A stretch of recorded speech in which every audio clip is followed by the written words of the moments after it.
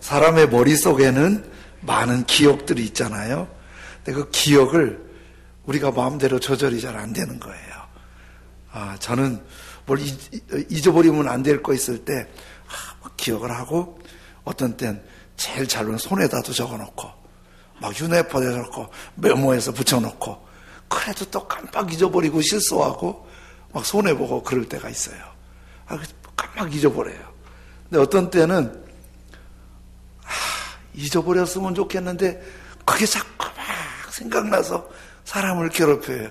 이게 잊어버릴 건 잊어버리고 기억할 건 기억해야 되는데 이게 잘 안 되는 거예요. 이게 내 마음대로 조절이 안 되죠. 그런데 이 기억이 왜 그러냐면, 내가 조절을 할 수는 없지만은 우리는 눈으로, 귀로, 입으로 모든 그 감각을 통해서 수많은 정보가 뇌에 저장이 되는 거예요. 근데 이게 다 저장이 되면 뇌의 용량이 한계가 있어서 폭발됩니다. 그래서 내 마음대로는 안 되지만 뇌가 이렇게 곤란해요. 그래서 삭제. 그래서 뇌 안에서 내 마음대로 안 하고 지울 거 지우고 또 필요한 거 놔두고, 그래서 뇌 속에 생각이 있는 거예요. 그런데 이 뇌의 기억이 용량은 한계가 있는데 지워버리고 하는 것이, 내가 좀 요걸 좀 지워버리고 요걸 좀 놔두고 이렇게 했으면 좋은데 그게 안 된다는 거예요. 꼭 기억할 걸 기억하지 못해서 실수하고 손해보고, 기억하지 말아야 될 거, 그거 좀 안 했으면 좋겠는데 그게 남아있으면은 그게 상처가 되고 아픔이 되고, 기억이 아픔이 되고, 또 기억이 삶이 힘들게 하는 거예요. 이제 의학적인 용어로 외상후 스트레스 장애라는 병이 있어요. 외상후 스트레스 장애. 이거는 이제 우리가 흔히 의학적인 용어는 그러고 트라우마라는 용어를 우리가 많이 쓰는데, 어떤 충격적인 학대나 폭력을 당하거나 보면은 잊혀지질 않는 거예요. 그래서 막 몸에 그 생각에 막 힘드는 거예요. 그 때문에. 이게 이제 외상후 스트레스 장애고, 이게 트라우마고 그런 거예요. 이제 요즘 성범죄가 굉장히 엄격하게 다스리고 엄격한 법의 잣대로 이렇게 관리하잖아요. 그런데 어린 나이에 성폭행을 당하면 당하는 그 고통은, 몸의 고통은 잠깐일지 모르지만 마음의 고통은 평생 가는 거예요. 마음의 고통이, 이게 이제 트라우마예요. 마음이 너무 힘들고 잊어버렸으면 좋겠는데, 지워버렸으면 좋겠는데 지우지 않고 막 남아서 평생 어떤 중요한 때만 되면 그게 너무 힘들고 어려운 거예요. 이게 트라우마예요. 근데 이런 트라우마가 그렇게 마음만 힘드는 게 아니라 이제 장애가 되고 질병, 정신적인 기억의 질병이 되면 이게 이제 막 심각한 거예요. 불면증, 잠을 못 자요. 막 그것 때문에. 잠을 자도 막 악몽에 시달리고 막 그 아픔이 막 또 힘들게 하는 거예요. 또 이제 이런 증상도 있대요. 물만 보면 소스라친대요. 물에 못 들어가고. 또 옷을 안 벗는대요. 옷 벗는 걸 너무 힘들어하고 막 옷 벗는 거에 막 소름 끼치는 거예요. 거기에 자해, 자기 몸을 해치고 자살 충동이 생기고, 또 자살하려고 시도하고, 우울증, 불안장애, 공포, 분노, 죄책감, 이런 것들이 생기는 거예요. 그래서 막 예전에 어려울 때는 이렇게 트라우마가 있는 사람은 배불러서 그런다고 야단쳤는데, 요즘에는 그게 정신적인 기억의 아픔이라는 걸 알아서 여러 가지 치유하는데 이게 치유 안 되는 경우도 많은 거예요. 미국 뉴욕 발레단에 월터 패트릭 비셰라는 그 무용수가 있었는데, 이 무용수가 20대에 뉴욕에서 떠오르는 아주 혜성이라고 그랬어요. 탁월한 발레 기술이 있어요.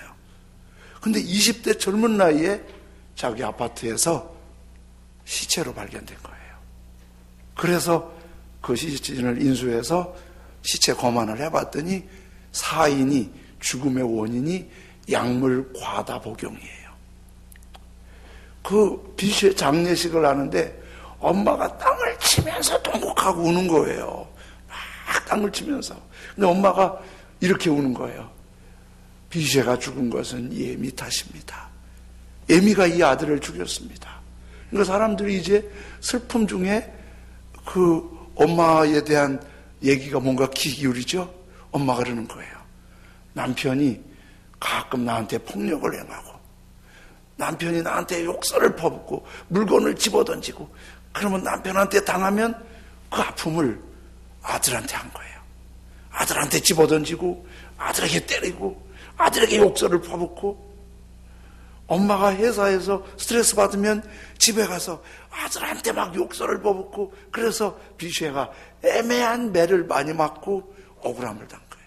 얘가 장성해서 그 아픔이 너무 힘드니까 그것이 이제 트라우마가 돼 있으니까 약을 먹었는데 그걸 안정시키려고 먹은 약이 너무 과다 복용했나 봐요.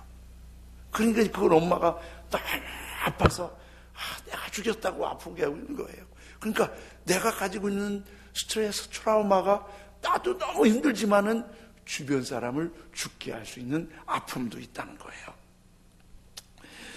이렇게 트라우마는 우리에게 많은 아픔과 고통을 주는데 제가 성경을 읽다가 모세도 이런 트라우마가 있었다는 생각을 하는 거예요.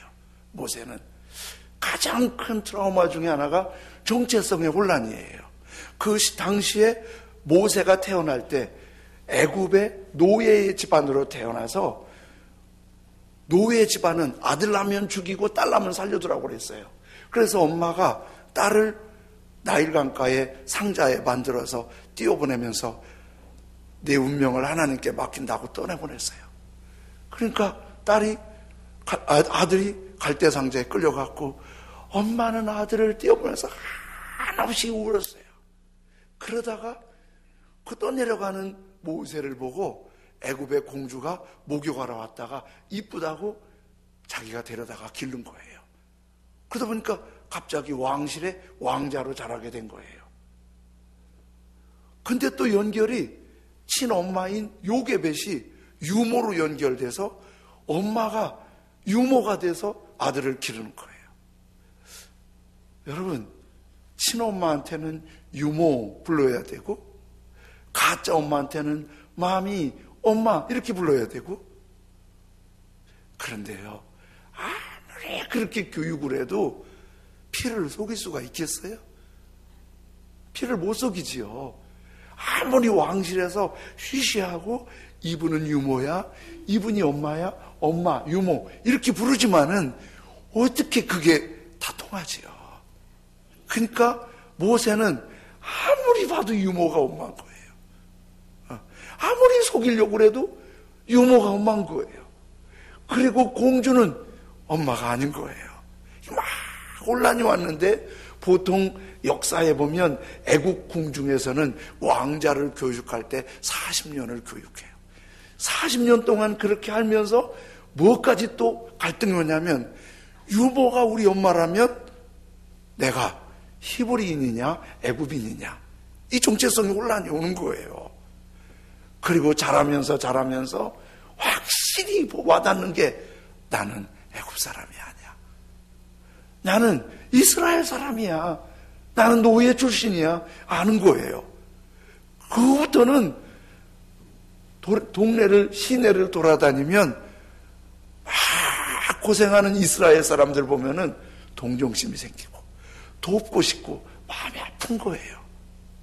궁중교육을 다 마치고 시내를 가는데 애굽 사람이 이스라엘 사람들을 칵 떼고 괴롭히는 거예요. 그래서 모세가 막았지요. 왜 이렇게 괴롭히냐고. 그랬더니 왕실의 사람인 줄 모르고 애굽 사람이 모세를 보고 네가 누군데 감히 가로막냐고. 그러니까 모세가 궁중에서 무술 교육을 받았잖아요. 그 교육으로 애굽 사람을 한번 쳤는데 그 자리에서 죽어버렸어요. 그래서 그 사람을 갖다 시체를 버려놓고 모세가 그 다음날 또 한번 돌아가 봤더니 이번에는 노예끼리, 이스라엘 사람끼리 싸우는 거예요. 그래서 그 사람이 왜 서로 사이좋게 사랑하면서 싸우냐고 그랬더니 그 중에 한 사람이 어제는 애굽 사람 죽이더니 또 날 죽이려고 하냐고 들통이 난 거예요. 그래서 애굽 사람들한테는, 왕실이나 애굽 사람들한테는 모세가 살인마가 됐고, 이스라엘 사람들한테는 인정받을 줄 알았는데 이스라엘 사람들도 저 나쁜 놈이라고, 사람 죽인 놈이라고. 그래 애굽 정부에서 모세를 죽이려고 그러니까 모세가 살기 위해서 사막 광야를 사정없이 도망을 가요. 그게 이제 모세의 결정적인 트라우마예요. 자기는 좋은 뜻에서 했는데 살인범이 되어버렸어요. 그리고 자기 동족들에게는 버림받았어요. 그리고 어쩌다가 사막 광야에서 막 헤매다가 양치기 아저씨 한 사람 만나서 그 집에서 머슴살이로 양 기르면서 그럭저럭 40년을 살다 보니까 나이 80이 되었어요. 가슴에 트라우마가 이러지를 말할 수 없어요. 너무 아픈 거예요. 한많은 인생을 산 거예요. 너무 힘든 삶을 산 거예요. 그렇게. 그리고 80에 광야를 헤매고 양이나 끌고 다니는 노인 영감님이 할 수 있는 게 뭐겠어요? 거의 모세는 이제 자포자기예요. 이제 이러다가 죽으면 끝이에요. 모세가 할 수 있는 것이 아무것도 없는 상처와 아픔과 아픈 기억만 마음에 가득할 뿐이에요. 그런 상처투성이인 80세 노인 모세에게 어느 날 하나님이 찾아오셨어요. 그리고 하나님이 모세한테 이렇게 말씀하세요. 출애굽기 3장 11절인데요. 모세가 이게 말이죠. 하나님 모세 보고 네가 가서 내 백성 이스라엘을 구원해내라. 그러는 거예요. 지금 80세 노인, 자기 몸도 가누기 어려운데 실패투성이로 와서 트라우마가 자기 마음에 아픈 기억으로 가득한데 자기가 할 수 있는 것이 아무것도 없는데 어떻게, 근데 네가 가서 고생하는 내 백성 이스라엘을 애굽의 노예에서 구출해내라. 그러니까 모세의 반응이 어떻게 했어요? 3장 11절이에요. 모세가 하나님께 아뢰되 내가 누구이기에 바로 왕에게 가며 이스라엘 자손을 애굽에서 인도하여 내리까? 이게 트라우마의 결정적인 발언이에요. 내가 누구이기에, 내가 뭘 할 수 있다고. 늙었어요. 아픈 기억이 나를 너무 감싸고 있어요. 나는 못해요. 나 진짜 할 수 있는 게 아무것도 없어요. 내가 누구이기에, 내가 뭘 한단 말입니까? 이제는 조용히 죽고 싶습니다. 이런 의미가 3장 11절이에요. 하나님이 모세 보고 그렇지, 내가 사람을 잘못 봤구나, 안 되겠다 이러지 않으시고 하나님이 내가 누구이기에, 내가 뭘 할 수 있다고, 그리고 아주 아픈 상처에 시달리는 모세를 다시 그 아픈 기억을 치유하세요. 어떻게 치유하냐면 3장 12절에 이렇게 하세요. 하나님이 이르시되 내가 반드시 너와 함께 있으리라. 내가 그 백성을 애굽에서 인도하여 낸 후에 너희가 이 산에서 하나님을 섬기리니 이것이 내가 너를 보낸 증거니라. 이게 이제 아픈 기억을 치유하는 거예요. 우리는 아픈 기억을 어떻게 치유하려고 그래요? 정신적으로 생각을 좀 어둡게 하는 약을 먹어서 잠들려고 해요. 또 그리고 되게 술 좋아하는 분들은 막 아픈 기억이 있으면 술에 자꾸 의존해요. 그럼 알코올 중독이 돼서 정상적인 생활을 못해요. 그리고 술 먹는다고 아픈 기억이 치유되는 거 아니에요. 잠깐 잊어버리는 거고, 술에 깨면은 더 아픈 기억이 나를 힘들게 하고 허탈하게 하는 거예요. 그런데 이 아픈 기억이 어떤 때 치유되냐면요, 하나님이 나와 함께 하시다는 믿음, 그게 임재부흥이에요. 하나님이 내게 임하시면 내 아픔이 딱 치유되고 그리고 삶이 힘이 되는 거예요. 지난주 금요 예배 때 기도하는데 오늘 집사님이 어린 딸이 성령을 받았대요. 막 방언 기도하고 임재 부흥의 기쁨을 경험했다고 막 집사님이 좋아하시는 거예요. 근데 저도 참 아픔이 많았는데 하나님이 나와 함께 하시다는 걸 막 깨닫는 순간 아픔은 다 잊어버리고 마음에 부흥이 일어나는데 너무 기쁘고 즐겁고 힘이 나는 거예요. 거기에 멈추지 않고 내가 그 백성을 애굽에서 인도하니 너희가 이 산에서 하나님을 섬기리니 네가 하나님을 섬기며 멋있는 삶을 살 수 있을 거라는 비전을 주시는 거예요. 왜 사람이 아픈 기억에 매여 있냐면 나와 함께 하시는 그분의 능력을 경험하지 못하고 그럼 내가 무엇을 해야 될지 비전이 정확하게 타오르지 않으니까 이게 자꾸 아픈 기억에 눌려 있는 거예요. 모세는 도저히 그걸 할 수 있는 사람이 아니에요. 그런데 하나님이 내가 너와 함께 할 거다. 반드시 함께 할 거다. 그리고 내가 이 산에서 하나님을 섬길 거다. 함께 하심과 비전을 주시니까 그거 붙잡고 진짜 못할 것 같은 늙은 촌영감 모세 80세 촌영감이 이스라엘 민족을 애굽의 노예에서 구출해내고 진짜 약속한 그 산에서 하나님께 예배드리고 모세는 계속 그 상처가 쉽게 치료되지 않는데 하나님이 함께 하신다. 행할 것이다. 함께 하실 것이다. 행할 것이다. 하나님이 계속 치유하면서 모세는 그 트라우마가 치유되면서 역사상 가장 성공적인 이름으로 남게 된 거예요. 우리 이게 PPT 봉사하는 형제님이 모세인데요. 모세 형제님이 그 여권 가지고 이스라엘 가잖아요. 이스라엘 가면요. 이스라엘 사람들이 우대해줘요. 당신 이름 모세냐고. 그 사람들은 이스라엘을 모세를 대단히 소중하게 생각해요. 그래서 모세 신 이렇게 하고 가잖아요. 그러면 이스라엘 모세 이렇게 아주 검사도 쉽게 해줘요. 입국 검사도 쉽게 해줘요. 이게 이런 거예요. 그만큼 그 사람들이 존경받는 트라우마에 시달리던 모세가 가장 성공적인 삶이 임재와 비전으로 이루어진 거예요. 그런데 오늘 우리 다윗을 계속 보고 있는데요. 이 다윗이 사실은 그 평생 진짜 좋은 친구가 하나 있었어요. 자기 인생의 친구이고 그리고 전략가예요. 그래서 왕으로서 뭐가 힘들 때면은 꼭 그 친구가 어드바이저 자문해 줬어요. 그리고 마음이 다윗이 힘들 때는 다윗에게 카운셀링 상담해 줬어요.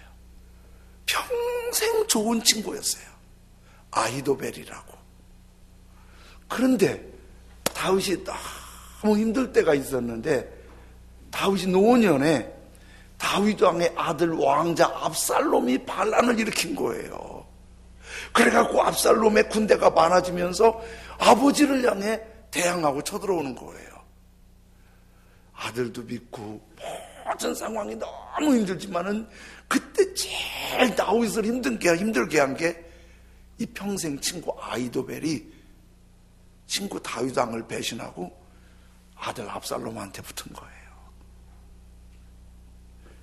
아히도벨은요 다윗 왕이 무슨 생각하는지, 저 생각하고 나면 뭘 할지, 무슨 음식을 좋아하는지, 언제 자고 언제 일어나는지 아주 다윗에 대해서 너무 잘 아는 사람인데 그 아히도벨이 다윗을 배신하고 아들 압살롬의 편에서 압살롬과 함께 잘 전략을 세워서 자기를 죽이려고 하는 거예요.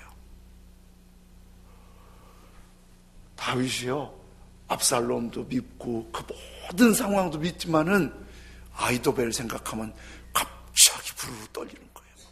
이가 갈리고 눈빛에 막 분노가 끓어오르는 거예요. 막 얼마나 아무리 생각해도 지가 그럴 수가 없지. 너무 힘든 거예요. 그때 다윗이 썼을 거라는 시가 한 편 있는데 그게 시편 55편인데요. 4절 5절에 이렇게 말하고 있어요. 내 마음이 내 속에서 심히 아파하며 사망의 위험이 내게 이르렀도다. 두려움과 떨림이 내게 이르고 공포가 나를 덮었도다. 왜냐하면 나를 너무 잘 아는 그 친구가 나를 배신하고 나를 죽이려는 아들 편에서 전략을 세우니까 막 마음이 너무 아프고 죽을 것 같고 너무 비참한 거예요. 막 잠도 안 오고 막 힘들고 불편한 거예요. 막 이게 트라우마예요. 어떻게 그놈이 그럴 수가 있지? 늙어서 뭘 원한다고 나한테 그럴 수가 있지? 막 생각만 하면 막 잠도 안 오고 너무 아프고 고통스러운 거예요. 그러면서 이런 고백을 하는데 12절부터 14절까지인데요. 시편 50편 11절까지인데 제가 요거는 우리가 이해하기 좋도록 세번역 성경을 적어왔어요. 나를 비난하는 자가 차라리 내 원수였다면 내가 견딜 수 있었을 것이다. 본래 나를 괴롭히는 인간이면은 그럴 수도 있지. 견뎌내지 어떻게 하나. 나를 미워하는 자가 차라리 자기가 나보다 잘났다고 자랑하는 내 원수였다면 나는 그들을 피하여 숨기라도 하였을 것이다. 그 다음 13절부터 그런데 나를 비난하는 자가 바로 너라니. 바로 너라니. 어쩜 네가 그럴 수가 있니? 나를 미워하는 자가 바로 내 동료, 내 친구, 내 가까운 벗이라니. 우리는 함께 두터운 우정을 나누었으며 사람들과 어울려 하나님의 집에 드나들곤 하였다. 그런 네가 어떻게 나한테 그럴 수가 있니? 다윗이 진짜 힘드는 거예요. 참 은혜로운 다윗이 이 55편에서 못할 말을 써놨거든요. 어떻게 성경에 이런 말이 있을까? 그거는 다윗의 내면에 너무 힘든 얘기인데요. 9절입니다. 9절. 주여 그들을 멸하소서. 아주 죽여버리소서. 그들의 혀를 잘라버리소서. 말 잘하는 그 인간 아주 혀를 잘라버려갖고 말도 못하게 만들어버리소서. 이게 성경에 다윗이 쓰는 내용이에요. 와, 다윗이 얼마나 힘들었는가 알겠죠. 알고 보면 우리가 크고 작게 이런 상처와 아픔들이, 아픈 기억들이 없을 수가 없어요. 다 살면은. 그런데 만일 다윗이 이 트라우마에 이렇게 분노하고 막 혀를 잘라버리고 목을 잘라서 죽여버리고 싶은 이 마음에 쌓였다면 다윗은 성공한 하나님의 사람, 성공한 인생이 될 수가 없어요. 그렇게 아파하고 그렇게 분노하고 그렇게 속상하던 다윗이 16절 17절에 방향이 바뀌어요. 나는 하나님께 부르짖으리니 여호와께서 나를 구원하시리로다. 저녁과 아침과 정오에 하루에 3번씩 내가 근심하여 탄식하리니 여호와께서 내 소리를 들으시리로다. 그러니까 상황은 트라우마에 막 죽을 것 같고 막 분노하고 어떻게든지 복수하고 싶고 막 힘드는데 이 트라우마가 어떻게 치료되냐면요. 눈길을 돌려요. 하나님께. 나는 하나님께 부르짖으리니 하나님께서 내 소리를 들으시리로다. 하나님을 바라보고 하나님을 기억하고 하나님을 생각할 때 하나님이 내게 임하시고 비전을 주시면서 치유하시고 내 인생을 새롭게 살아갈 수 있는 은혜를 주시는 거예요. 이게 은혜예요. 저는 다윗처럼 이렇게 아주 끔찍한 트라우마는 아닌데 저도 조금 트라우마는 있는데요. 제 어머님이 저를 시운이 다 돼서 나서 제가 신동이에요. 막둥이 신둥이. 우리 어머님이 나를 낳고 보니까 너무 연세가 많으셔서 저를 기르는데 부담이 많잖아요. 늦둥이를 낳았으니까 뭔가 잘 되지도 않고 그렇다고 경제적으로 여유지도 않고 너무 힘드니까 저를 보면 안쓰러운 거예요. 저를 보면. 그래갖고 내가 뭐 좀 힘들어하고 그러면은 우리 어머님이 저한테 그렇게 안쓰러워서 하신 말씀이에요. 너는 늙은 애미 젖을 먹어서 힘이 없어. 탱탱하고 힘 있는 젊은 애미 젖을 먹어야 힘 있지. 축 늘어진 젊은 애미 젖이 뭔 힘이 있겠니? 근데 내가 힘들 때 그게 나한테 아킬레스건이 된 거예요. 살다 보면 힘들잖아요. 뭐가 잘 안 될 때 있잖아요. 그러면 악착같이 도전하고 일어날 생각이 안 들고, 그래 뭐 늙은 애미 젖은 먹은 게 뭔 힘이 있다고. 그 뭘 하려고 다가 그냥 주저앉아버려. 늙은 애미 젖 먹었으니까. 그 어머니는 나를 생각해서 말씀하신 건데 나는 그게 이제 그 아픔이 된 거예요. 그 기억이. 그 내가 잘할 때 학교 다니면 토학수학 싸우잖아요. 한 번도 이겨본 기억이 없어요. 왜? 늙은 애미 젖 먹었으니까 내가 그냥 포기하는 거예요. 늙은 애미. 아이고 참. 그런 거예요. 그냥 싸우려고 먼저 울어버리고 먼저 피해버리는 거예요. 늙은 애미 젖 먹었으니까. 그게 나한테 아픈 기억이에요. 근데 사실 알고 보면은 젊은 애미 젖을 먹은 우리 큰형님보다 내가 키도 더 크고 내가 힘도 더 좋은데 그때는 아무 생각 안 나고 어머니 그 생각만 나는 거 그 말만. 아 참.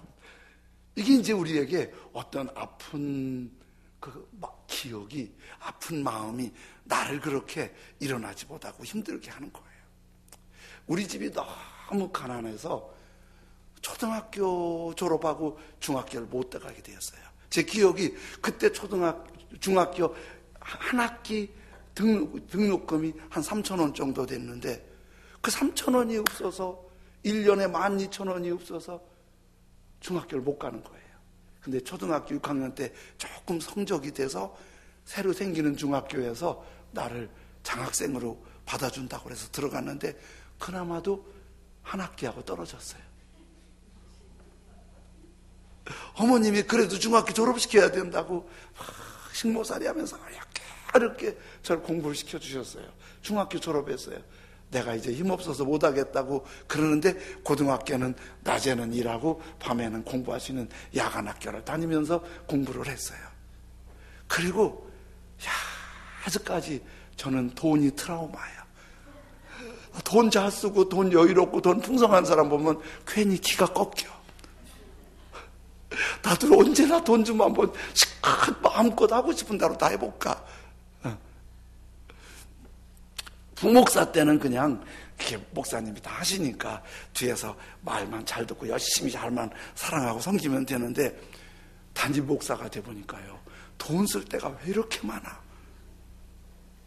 여러분도 보이는지 모르는데 교회도 보면, 예배당도 보면 이것도 좀 저것도 좀 했으면 좋겠는데 그 돈이 웬수라. 없어서 안 되는 거예요. 이게 돈이 없어서. 그래서 돈이 아주 트라우마예요. 돈 좀 있으면 될 텐데 이게 안 되는 거예요. 이게 그렇게. 우리 교회도 채무가 좀 있잖아요. 기도하면서 재정부에서 열심히 섬겨서 작년에도 금년에도 조금 이자도 잘 갚고 상환했어요. 제가 기도할 때 하나님한테, 하나님 이 채무 좀 빨리 정리하게 해주세요. 아주 트라우마예요. 근데 어느 날 기도하는데 주님이 나한테 그러는 거예요. 그거 갚아서 뭐 하려고? 내가 뒤통수를 맞은 것 같아요. 당연히 갚아야지 그 생각만 했는데 갚아서 뭐 하려고? 가만히 있어. 그래서 혼자 이제 주님 앞에 생각을 한 거예요. 아니, 채무가 있다는 게 자랑이 아니고 당연히 있어야 되는 얘기는 아니고 주님은 본질적인 얘기를 저한테 말씀하시는 거예요. 네가 채무가 많으냐 적으냐, 돈이 많으냐 적으냐가 중요한 게 아니고 네가 그 상황에서 하나님이 기뻐하시도록 섬기는 게 더 중요한 거야. 채무가 다 변제됐다고 네가 하나님 더 잘 섬길 것 같니? 그러고 보니까 처음 예배당 짓고 막 이자도 세서 이자도 갚지 못해서 그리고 그때 더 기도 더 많이 했어요. 그때는 시레션도 하고 막 얼마나 뜨겁게 주님을 예배하고 그랬나 몰라요. 내가 가만히 기독교 역사를 보니까 기독교 역사의 결정적인 문제는 돈이 많을 때였어요. 우리 돈이 많으면 하나님을 더 잘 섬길 것 같은데 그거 아니었더라고요. 제가 주님 앞에 무릎 꿇었어요. 주님, 이게 돈으로 되는 게 아니고 빚이 좀 있으면 어때요? 하나님 잘 섬기면 되지. 복음을 더 전하고 할 수 있는 것만큼 선교사님을 섬기고 이웃을 섬기고, 내가 주님은 얼마나 엄청난 헌금을 드리느냐, 엄청난 큰일을 하느냐, 그거 아니라 이 모습 이대로 우리 주님을 바라보고 우리 주님을 예배하고 우리 주님을 자랑하고 우리 주님을 높이는 거예요. 그러니까 다윗이 이렇게 법궤가 들어올 때 하나님께 찬송하는 게 그거예요. 하나님을 자랑하라. 마음이 즐거워질 거다. 그 능력과 그 얼굴을 구하라. 그분이 도와주신다. 그리고 오늘 뭐죠? 하나님을 기억하라. 하나님을 기억하라. 우리 백원사님 남편 김집사님이 그 수술을 받으셨는데, 허리 수술을 받으셨는데 한 40일이 넘었는데 염증 수치가 떨어지지 않으면서 너무 아프고 힘든 거예요. 이번에 처음 알았어요. 수술 받은 환자는 다른 병원에서 잘 안 받더라고요. 큰 병원도. 수술을 받았으면은 수술한 그 병원에서 책임지라는 거예요. 큰 병원이든지 작은 병원인지 수술한 그 환자에 대해서는 그 병원에서 책임을 지라는 거예요. 거기가 40일 동안 안 되니까 다른 병원 가려고 했더니 다른 병원에서 안 받아주시는 거예요. 그래서 그 집사님, 김원태 집사님 가서 같이 이제 얘기하고 찬송을 부르는데, 나 같은 죄인 살리신 찬송을 부르는데 시작하자마자 70대 집사님이 흐느끼는 거예요. 찬송 끝날 때마다 끝날 때까지 기도하는데도 막 흐느끼시는 거예요. 제가 왜 이렇게 흐느끼시냐고 여쭤보진 않았는데 그 찬송할 때 갑자기 하나님이 보인 것 같아요. 하나님이 기억된 것 같아요. 그동안 몸도 마음도, 그렇지요. 병원 생활 한두 달 해보세요. 그거 진짜 몸도 힘들지만 마음도 보통 힘든 거 아니잖아요. 너무 아픈 기억과 몸에 막 힘들어하는데 나 같은 죄인 살리신 그 주님을 기억하는 순간 갑자기 눈물이 나면서 하나님의 은혜가 막 밀려오는 거예요. 하나님의 사랑이 밀려오는 거예요. 그의 행하신 기사와 그 하나님의 기적과 그의 입의 법도 그의 말씀을 기억할지어다. 저도 아픈 기억이 있고 우리 모두도 같이 얘기해보면 아픈 기억이 크고 작게 다 있어요. 이거 나를 아프게 하면 나도 힘들고 가족도 주변도 힘들게 해요. 근데 이거 치유하는 거 아시죠? 술로 안 됩니다. 잠깐 잊었다 더 심해집니다. 약으로도 된 것 같지만 또 살아납니다. 그런데 내가 내 기억을 쉽게 조절은 안 되지만 조절할 수 있는 방법은 있어요. 어떻게? 하나님을 기억하며 하나님을 노래하는 거예요. 좋으신 하나님, 좋으신 하나님, 사랑하시는 주, 사랑의 주, 주 하나님 지으신 모든 세계, 나 같은 죄인을 용서하시고 살리시기 위해서 십자가에 못 박아 죽으신 그 예수님을 기억하고 노래할 때 내게 아픈 기억은 치유되고 모세처럼 일어나고 다윗처럼 그 분노의 마음도 녹아지고 그리고 성공의 인생을 살아갈 수 있게 되지요. 아픈 기억, 트라우마 다 있을 수 있지만 우리 주님을 더 바라보고 주님의 임재와 비전으로 치유되고 우리 모두 성공하는 인생이 되길 소원합니다. 그래서 오늘 주만 바라볼지라 이런 찬송을 드릴게요. 하나님의 사랑을 사모하는 자, 하나님의 평안을 바라보는 자, 너의 모든 것 창조하신 우리 주님이 너를 얼마나 사랑하시는지, 하나님께 찬양과 경배하는 자, 하나님의 선하심을 닮아가는 자, 너의 모든 것 창조하신 너의 주님이 너를 자녀 삼으셨네. 우리 찬양하면서 주님을 더 바라보고 아픈 기억이나 아픈 상처가 힘들었다면 주님 바라보며 치유되고 비전이 생기고 새로워졌으면 좋겠습니다. 주만 바라볼지라. 하나님의 사랑을 사모하는 자, 하나님의 평안을 바라보는 자, 너의 모든 것 창조하신 우리 주님이 너를 얼마나, 아멘. 하나님께 찬양과 경배, 하나님의 선하심을 닮아가는 자, 너의 모든 것 창조하신 우리 주님이 너를 자녀, 하나님 사랑의 눈으로 하나님 사랑, 아멘. 너를 어느 때나 바라보시고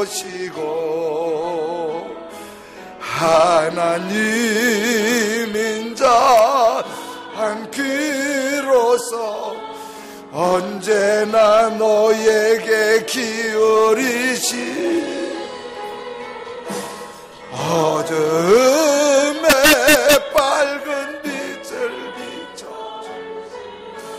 너의 작은 신음에도 응답하시니 너는 어느 곳에 있든 주를 향하고 주만 바라볼지라.